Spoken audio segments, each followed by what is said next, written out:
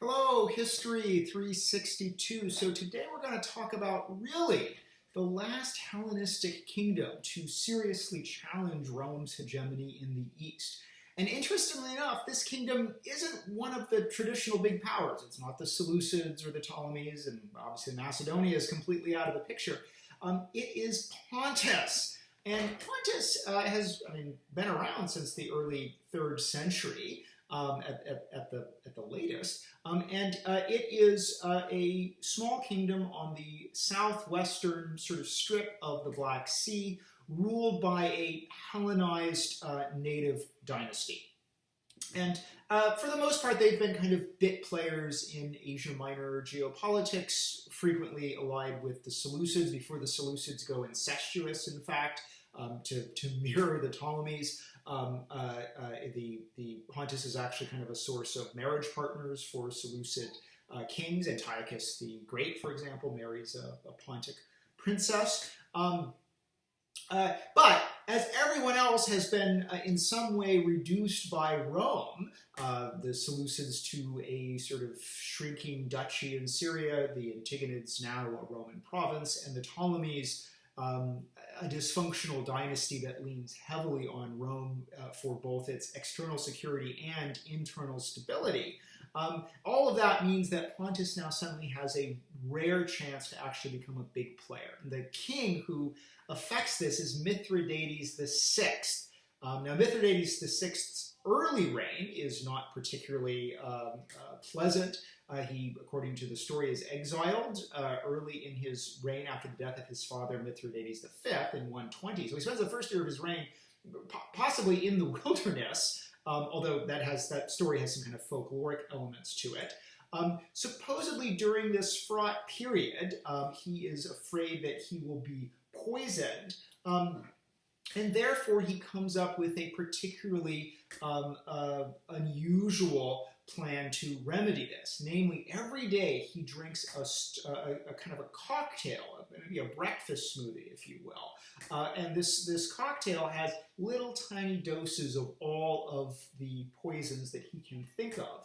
And the goal is, by consuming tiny amounts of every single poison every day, little micro doses, he can give himself immunity from someone trying to administer a lethal dose. And so for this reason, famously, Mithridates is known as the Poison King. And indeed, the idea of sort of enduring little poisons every day to make yourself stronger is an aspect of Mithridates' life that will sort of echo through Western culture.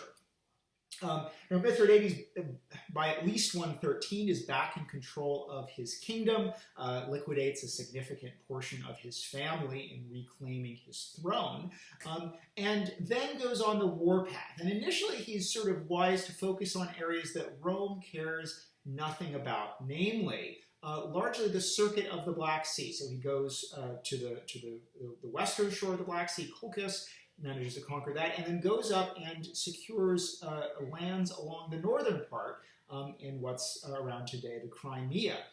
And actually, this is actually a good place for conquest.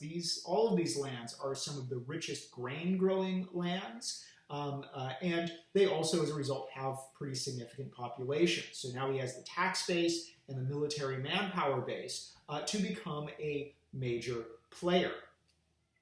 Now, finally, Mithridates turns his attention against somebody who is allied with Rome, and that is King Nicomedes IV of Bithynia, who is a friend and ally of the Romans. And indeed, when Mithridates finally goes to war with Nicomedes and briefly chases him out of his kingdom, this is what gets the attention of Rome.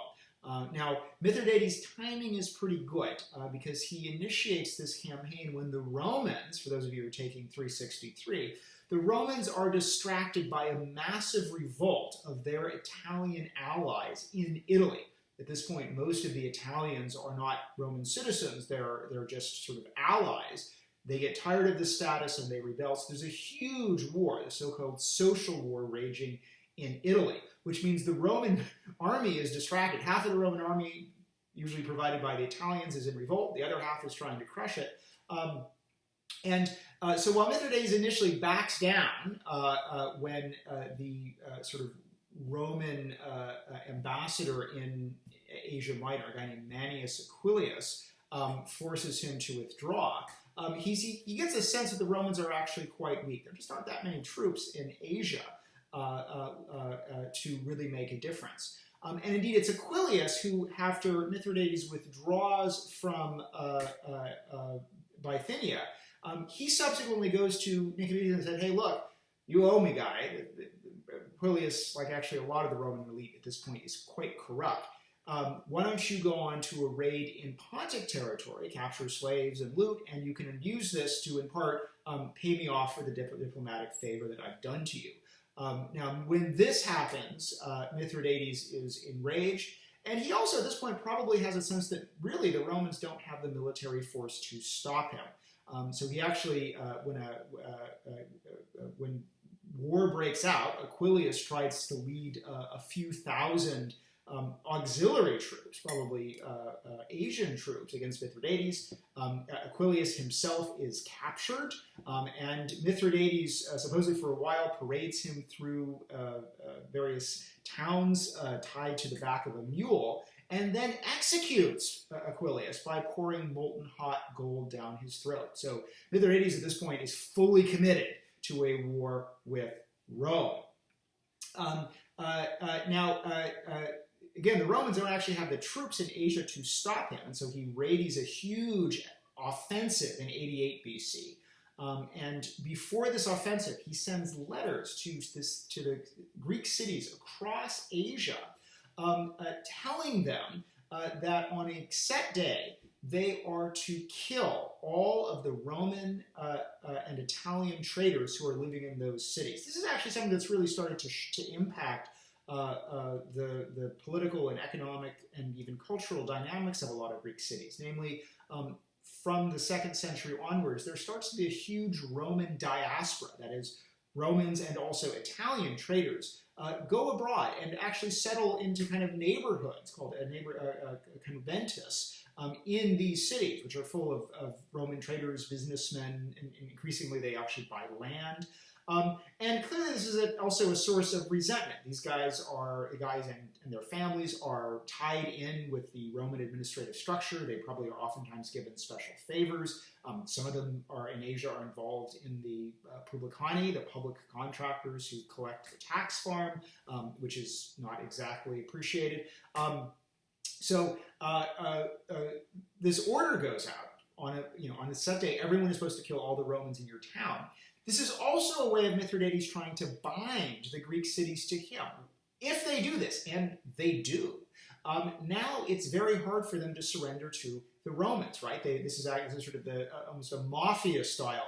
You commit an act of violence, which means you simply cannot reconcile with the Romans. And so this is the so-called Asian Vespers. According to our sources, and I actually have no idea if this number is correct, but upwards of 80,000 Roman and Italian traders and their families are killed across Asia in a single day. Some of them supposedly clinging to altars, begging for mercy, so a brutal act of violence. And then Mithridates sweeps into Asia with his sizable army. He actually doesn't stop there. He also sends troops into Greece, where several Greek city-states are ready to throw in their lot with him, particularly Athens. Athens, which has been a really actually staunch Roman ally since the Second Macedonian War, now is controlled. It's no longer a democracy. It's controlled by a kind of small junta of philosophers, of all things. But they also side with Mithridates. Now, this whole campaign is possible in part because Mithridates does seem to have a legitimately large and powerful army, although its numbers seem to be highly exaggerated in our sources, who would like to see him as some kind of, Achaemenid-style despot with a huge horde. But again, the key factor is Rome is just bogged down with the social war. And unfortunately for Mithridates, by 88, the social war is coming to an end. The Roman solution, incidentally, is to give citizenship to all of its Italian allies, those that rebel and those who stay loyal. They all get citizenship. So this really remakes, Italy is now this sort of almost nation state of Roman citizens. But the next year, an army is sent against Mithridates. And here, this actually prompts another Roman civil war, in that two commanders dispute over who should command that army, whether it should be the consul Lucius Cornelius Sulla or Gaius Marius, a Roman general who had been prominent a decade earlier, and who had actually been a real advocate of a kind of tougher diplomatic stance against Mithridates. In the 90s, Gaius Marius had actually done a kind of personal embassy to Mithridates to sort of warn him against infringing on Roman Asia. And so essentially, in Roman politics, Marius tries to pass a popular law, to have the command removed from Sulla. Sulla responds by taking his army and marching on Rome. There is violence between the supporters of Marius and Sulla. Marius flees, where he'll raise another army. But this means that the Roman army that is going to supposedly crush Mithridates is also operating under the understanding that as soon as it finishes with Mithridates, Sulla needs to come back to Italy and finish up his civil war with Marius, because Marius actually regains control of Rome by the end of 87. Sulla, nonetheless, does operate aggressively against Mithridates. He besieges and captures Athens, and there is a substantial sack which destroys much of the classical architecture in Athens. There is also heavy fighting in Boeotia.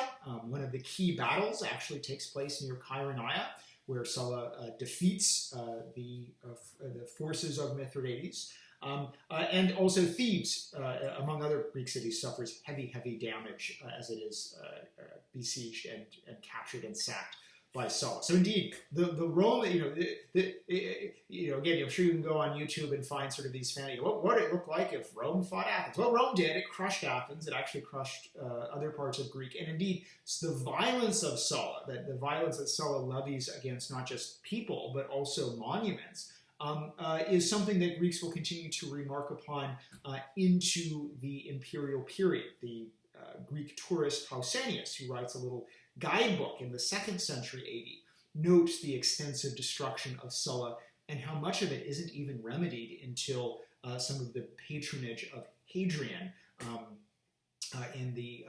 120s and 130s AD. So this is massive violence. Sulla then subsequently crosses over into Asia Minor, and here he cuts a deal with Mithridates that effectively ends the war, at least this first phase of the war. You'll see some historians who call this the First Mithridatic War, effectively from, say, 89 down to 83. But suffice to say, Sulla wants to go home and fight his civil war with Marius. Mithridates has realized, I think, that his forces are just not a match for the Roman army in open battle. Sulla defeats them several times, and so therefore is ready to cut bait. So basically, this settlement returns us to the status quo antebellum. Mithridates is back to his kingdom, but we don't see the kind of penalties placed on defeated Hellenistic kings that we traditionally do, banning them from having elephants or warships or large armies, forcing them to pay an indemnity. Mithridates is actually still a strong figure, despite the fact that he now no longer controls Asia or Greece. Sulla also levies heavy punishment on many of the Greek cities that are now back under Roman control, forcing them to pay exorbitant fines and then to borrow money to make those payments, which only pushes them deeper and deeper in debt to, you guessed it, usually Roman moneylenders. So there's still a great deal of instability. You will sometimes hear that there is a second Mithridatic War in the late 80s, say 83 to 81. This basically is Sulla leaves a legate, a lieutenant, and there is some kind of skirmishing with Mithridates on the edge, but this seems to be pretty low-level stuff. Now that being said, Mithridates himself isn't done. He's pretty aware that there is now another massive Roman civil war raging. This is largely, Sulla wins, But in the 70s, he also knows that there are some there was another military problem, and that is one of the renegade generals from the Civil War on the Marian side. The Marians lose, Sulla wins. His name's Sertorius, and he goes off to Spain and basically sets up a kind of alternative Rome in Spain using Iberian allies and Roman citizens abroad. He makes himself a kind of alternative state there. And Sertorius, who's looking for support against the real Roman government in Italy, starts having diplomatic connections with Mithridates. The real spark to this last Mithridatic War, sometimes called the Third Mithridatic War, is, however, the death of Nicomedes of Bithynia. And Mithridates can't help himself. He moves to now occupy this kingdom. And so in 74, maybe 73, the chronology is a little vague, Rome and Mithridates are back in open warfare. And this time, however, even though Mithridates is allied with Sertorius in Spain, that being said, the Romans are able to project really undiminished power against Mithridates. The war goes south pretty quickly. Under the commander Licinius Lucullus, Mithridates is driven first out of Bithynia, then he's actually driven out of Pontus, where he goes and takes refuge with his ally, King Tigranes of Armenia, who is actually putting together a growing state, a growing kingdom of Greater Armenia, oftentimes actually mopping up bits of territory that is falling away from the increasingly diminished Seleucids. So for one, of course, it isn't just Mithridates going and taking refuge. He has his army with him, but he's actually operating in the territory of his ally because he isn't willing to face Roman armies in Pontus.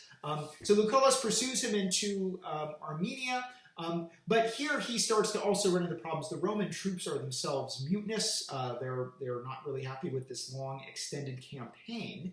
And in 66, another Roman general manages to get command of the war against Mithridates. He passes a tribunician bill, a popular bill, called the Lex Manilia, and this gives the command to a guy named Pompey the Great, Gnaeus Pompeius Magnus. Those in 363 have heard a lot about Pompey the Great. Pompey is still at this point a very young man. He has been a lieutenant of Sulla during the Civil War. At the age of 19, as Sulla is returning to Italy in 83, as a great civil war is about to break out, Pompey raises 3 legions, essentially from his family estates, personally commands them, and gains the reputation as a truly cold-blooded commander. Indeed, the nickname that Sulla gives him is Kid Butcher. So Pompey at this point has matured a bit. He has just completed in 67 a major Mediterranean command against the pirates. There's a problem with Mediterranean piracy in both the west and the east. This problem is actually somewhat the result of the Romans actually shutting down places like Rhodes. Remember, the Romans declared Delos a free port, Rhodes goes broke, and now Rhodes can't maintain the navy to tamp down on piracy. There's a big piracy problem in the Mediterranean, particularly the eastern Mediterranean. And Pompey in 67 gets a huge Mediterranean-wide campaign and actually really tamps down on the pirates, particularly those in Cilicia, where there seem to be whole communities that are basically making their living practicing piracy. So now Pompey wants another command. He gets one against Mithridates, and he basically, Lucullus has actually laid a lot of groundwork for Pompey to be successful. Pompey does continue the pursuit of Mithridates until he finally flees out of both Pontus and Armenia and goes up to the northern part of the Black Sea to kind of have a last stand. And for Mithridates himself, things end in 63, not because the Romans are chasing him down, but because his own family turns upon him. They basically say, we're going to lose everything. Let's get rid of Dad so that we can at least hold on to these sort of northern kingdoms, this northern territory that the Romans haven't yet taken from us. So as his own family is basically coming to kill him. Mithridates realizes that the jig is up. He briefly calls for poison, and of course discovers that all of his attempts to make himself immune to poison are all too successful. At least that's the story. And then ultimately has a slave help him on his way by slitting his throat. So that's the end in 63. Mithridates VI is dead. This is the last Hellenistic king to really project power in the Eastern Mediterranean. The Pompey, however, stays and institutes a radical settlement of the East, basically creating a string of provinces in the Roman East. Now, obviously, there was already the province of Asia, and the Romans have also, in part to deal with these pirates, have provincialized Cilicia and Crete. To this, Pompey now adds Bithynia and Pontus, at least a lot of Western Pontus. There's still a little bit that Mithridates' children hold on to in the Far East, and then, of course, going up through Colchis. But there's now the Roman province of Bithynia. Pontus is now new. Galatia and Cappadocia are placed under client kings. This is still a tactic that the Romans will like for several centuries to come, having client kings govern peripheral provinces so the Romans just don't have to bother with it. More notably, in this whole process, Pompey has basically ended the Seleucid monarchy. Indeed, he arranges to have the last Seleucid king killed, and Pompey annexes Seleucid Syria also directly as a Roman province. Indeed, Syria will be the most important Roman province in the East. It'll have the most legions and will be kind of the cornerstone of Roman control over the East. So now the Seleucid dynasty is gone, replaced with a Roman province. Pompey also intervenes in another set of basically civil war in Judea, where he captures and besieges and captures Jerusalem in support of his preferred claimant to the high priesthood. Essentially, it's a dispute in between Hasmoneans and Pompey. After capturing Jerusalem, some of the territory that the Hasmoneans have gained to the north, he takes away, rolls that into Syria. He also famously enters into the temple and goes into the Holy of Holies. He's one of the few people, aside from the high priests, to actually enter the Holy of Holies, which is only supposed to be a place that is inhabited by the high priest and Yahweh himself. And so it's kind of through Pompey that we know what's in there, a chair and a curtain, and Pompey is surprised at how kind of it's empty. Obviously, the chair is where Yahweh is supposed to sit. But, the fact that Pompey thinks himself entitled to just stroll into the Holy of Holies kind of tells you, the entitlement that he feels as the Roman magistrate affecting this settlement. So according to Pompey, this new settlement brings huge new revenues to the Roman Republic, supposedly roughly 35 million denarii, whereas before we're told that the total revenues the Republic is taking in is 50 million, so dramatically increases the wealth available to the Roman people. And then by 62, Pompey heads back to Italy, where he demobilizes his troops. If you're in 363, we'll hear a lot more about Pompey for a while, but suffice to say he completely remakes what the Eastern Mediterranean looks like. Again, ends well, basically three major dynasties are now gone: Bithynia, Pontus, and then, of course, the Seleucids, now annexed by the Romans, or at least what's left of them. Which, of course, it's also at this point that the Romans now, for the first time, start to engage in diplomatic and even brief military engagements with the Parthians. That dynamic will endure down to the 7th century AD, basically. All right, so as we see, we are moving towards the end of the Hellenistic world. Indeed, I don't know how many more lectures we'll have, probably one or two more, but we're coming to the end, as really the Hellenistic world is completely being rolled into what will be the Roman Empire. All right, so we'll talk more soon, probably a little bit more about the late Ptolemies and their role in the last Roman Civil War. See you soon.